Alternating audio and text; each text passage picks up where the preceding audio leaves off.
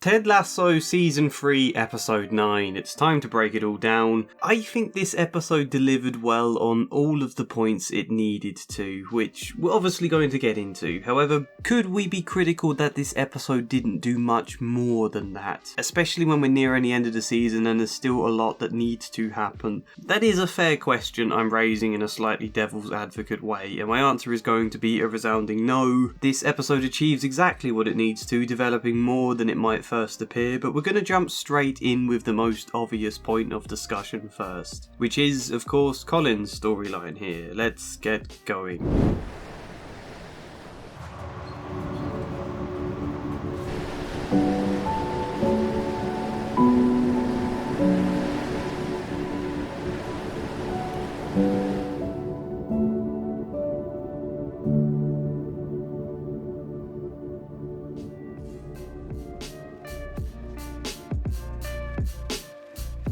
Well, I was right about Isaac. He wasn't angry so much about Colin being gay as the fact that Colin had never told him. He felt lied to. You lied to me. Well done for me for predicting the fairly obvious.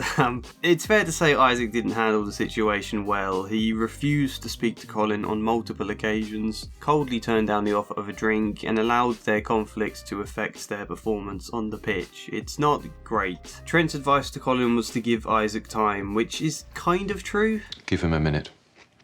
You shouldn't have to, but some people need it. Don't forget, you've known you're gay for 20 years. I mean, this can be a good point. For some people, discovering and accepting that they are gay or whatever sexuality or gender identity, that can be a slow process. So to hope someone else learning that about you, that they could accept it all in a matter of moments, they should at least be able to show support, definitely. But unfortunately, sometimes that's not just how it goes, and it can take time. Trent isn't wrong, although sometimes it also takes more than just time. You hear stories of people that wait years for their parents to accept them being gay, and still it's like some awkward elephant in a room every time they meet up that they don't want to discuss, and if they do, it derails into an argument. So what can you do if time itself isn't enough? This episode, I think, does a good job exploring that in its own way. I know I touched on this a bit last episode, but one thing being to try and understand exactly what it is they're finding so difficult, which is hard when Isaac seems resistant to talking. Colin, I don't know, maybe could have said something like, okay, you don't want to go for a drink, but there's a problem here in how you're feeling and we need to resolve that because it's going to affect the team. Maybe not yet, but when you're ready, we absolutely do need to talk. It's clearly made you angry and I'd like to understand why. Probably not said in those words,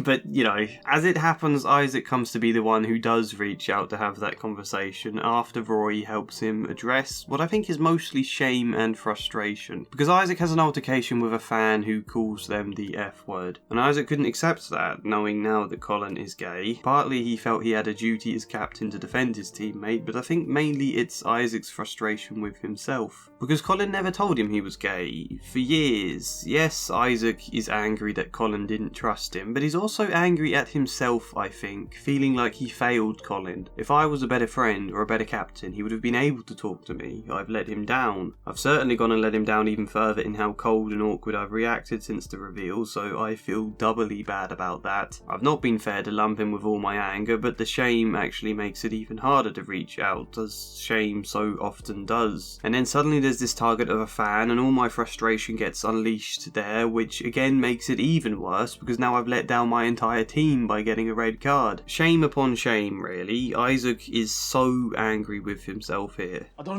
need you to come in here. Just leave me alone. Just fuck off, yeah? I fucked it up. Just fucking fuck off. Just leave me alone. I don't need to start yelling at me. But he can't afford to let that stop him from reaching out and fixing this. He can't afford to let it tie him in knots, as Roy even says. You gotta go deal with that. Or you're gonna fuck up whatever it is you actually do care about. Which I think is actually Roy there reflecting on what he did in his relationship with Keeley, but we'll come back to that in a bit. First, we need to also subtly segue, is that the word, into my favourite thing of all time ever. Oh, so much blue. I know. Yes, World Anvil are still sponsoring me. This is a company I genuinely love. I'm going to keep promoting and supporting them as long as I physically can. and all of you are going to listen intently.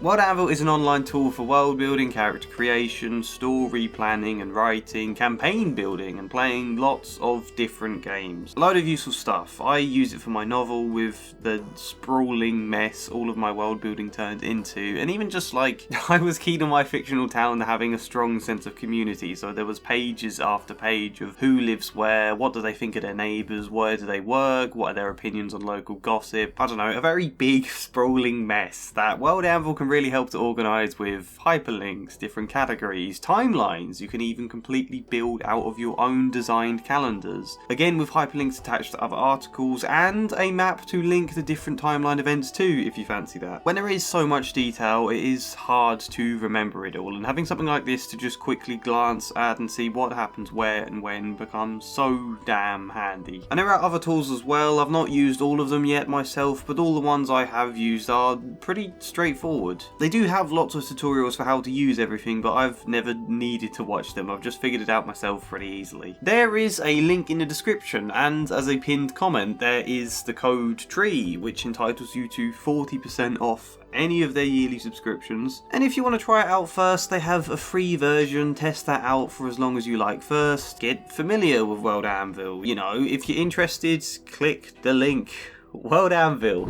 Anyway, yes, Roy's empathy and advice here enables Isaac to finally reach out and, yeah, just tell Colin what he feels. What is it about me that made you think you couldn't tell me? There we go. When he finally expresses his problem, Colin can now respond to it, and showing empathy and understanding towards Isaac then prompts Isaac to do the same in return. I don't know how you did it. Can't keep a secret for shit. If for some reason any of you wanted my advice as a therapist, that would probably be it. Show empathy and curiosity for why they find it difficult, because that may encourage them to do the same in return, and hopefully avoid the conversation descending into an argument. Isaac then apologises, which he absolutely needs to. Probably should have also apologised for snatching Colin's phone and looking at his private stuff, but he apologises, promises to show support, but then does the really important bit. He goes inside to play FIFA with his friend. Words are good, you know, you can say you're supportive, but we also need to show it in our actions. To show that the both of them are genuinely cool and that there isn't some awkward, invisible barrier between them. Although there might still be one. There might still be something Isaac feels awkward about, even if he knows he shouldn't do, and maybe knowing he shouldn't do might make it even more awkward to talk about, but they sit down, play FIFA, and Isaac asks all the questions he wants to ask, even if they're dumb. It's top or bottom, sex positions, or sleep arrangements. Would you ever shag a woman? Who's the fittest guy on the team? What about team showers? How does that work? I think if Isaac has questions like that on his mind, yes, ask Colin. Perhaps he or someone else in the team does now wonder about team showers, about Colin seeing them naked. I hope they wouldn't, because it does faintly remind me of all that old-fashioned, very phobic, backs-to-the-wall lads kind of stuff, which is not great, to put it mildly. But if it is a slight feeling one of them might have, absolutely better to ask about it in a non-judgmental way so that Colin can put you at ease and you can hopefully let it go or reach some kind of resolution. People are human and have lots of different feelings, sometimes irrational ones. It's not always as simple as some set-in-stone hardcore phobias. Sometimes, for whatever reason, people just have slightly stupid concerns, and when they're given a chance, they can move beyond them. Better that than holding it in and causing this invisible, unspoken barrier between you. Anyway, I don't think that is what Isaac's really asking, and I'm glad it's not. I think he's more just being a bit playful and trying, in his own slightly joking way, to show curiosity towards Colin. That's important, because you can tell someone you don't judge them and that you have no problem with it, but then go about never speaking about it and pretending it's not a thing, and that really isn't acceptance then. Sometimes showing an interest you understand better is the best kind of acceptance you can offer. Certainly at least spending time with them, as Ted tries to emphasise in his speech. We care very much. We care about who you are and what you must have been going through. So we get that resolution, and we also get Roy's good speech in the press conference about Isaac to remind them that all footballers are human, and that you don't always know why people sometimes react so badly to certain things. The point is this: I think this episode hits all the beats it needs to around Colin and Isaac in a way that felt very human. Was it predictable? Probably, but this is a situation where being predictable isn't a bad thing in a story. And I strongly suspect this episode will get review bombed by certain people who will say it was forced and preachy, which I don't think it was at all. I think if you can subtly build up Colin being gay over 3 seasons and also not demonise the character who struggles to accept Colin's sexuality at first, but instead allow space to explore their conflict maturely, then that is as far from forced and preachy as any storyline about a gay footballer could possibly be. And yeah, if you're making a football show geared around mental health, I think this is an important plotline. Again, knowing the reality that no Premier League footballer has ever come out as gay, although it does make me wonder now, perhaps footballers have come out to their teammates and they've all agreed to keep it to themselves like happens here. Maybe. I hope so. I know as well that from time to time I get comments from some of you condemning an episode or a show as woke. And if I do get those comments again on this video, please, what exactly do you mean by woke, and what exactly is it that makes that such a problem for you? In light of everything I've said here about understanding, it'd be good if you could explain a little further. But apart from that, let's move on to discuss everything else.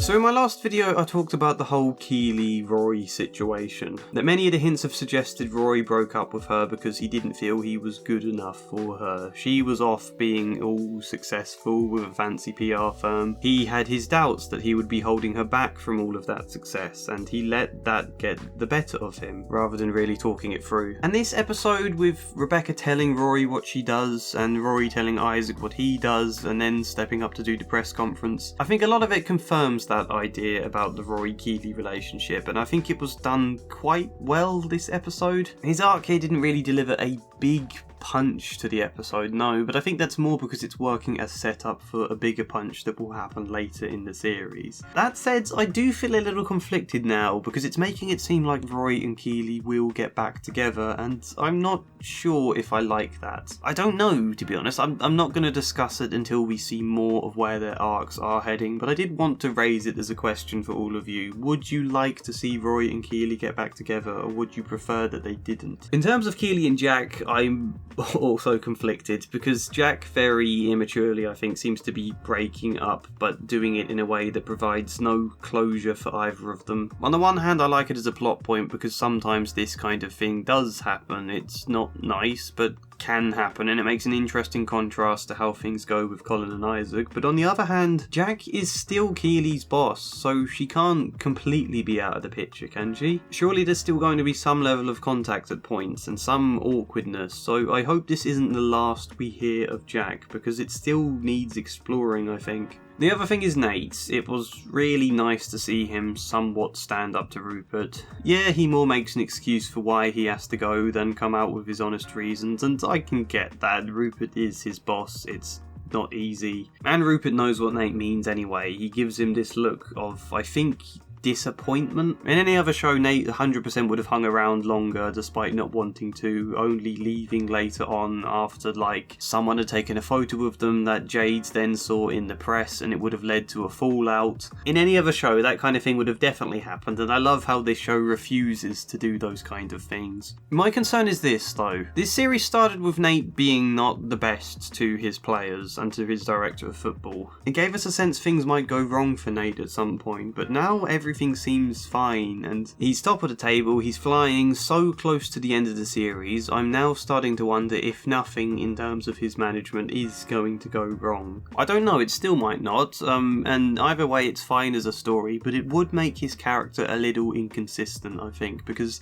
similarly he ended last season in a position of ego, really, where his achievements weren't so much giving him the inner confidence he needed as feeding his ego, but this season a lot of that ego ego has disappeared. That's my gut feeling now. Anyone who has rewatched season 2 fairly recently, let me know if I'm remembering wrong in things, but it does leave me wondering if these seasons are a little inconsistent in their characterisation of Nate. Either that, or I was simply wrong about him initially. Perhaps. Did I allow the drama of his turn in season 2 to get the better of my judgment of who he was back then? Or is there something deeper that explains his development that I haven't either noticed or is yet to be revealed? I don't know. Season 2 Nate absolutely can grow into the person he is now, but I don't know if we've seen enough experiences for him to grow as much as he has by this point in the story, if that makes sense. Or as much as it seems like he's grown. Again though, I'd have to rewatch season 2, I might be remembering it wrong, but it does leave me eager to see how this series will end for Nate's character. My other point of criticism is the one I questioned at the start of this video. Colin and Isaac have a good story here, but Roy's development feels a little like it's still hinging on later episodes. Nate's story this episode hits a necessary point, but it doesn't have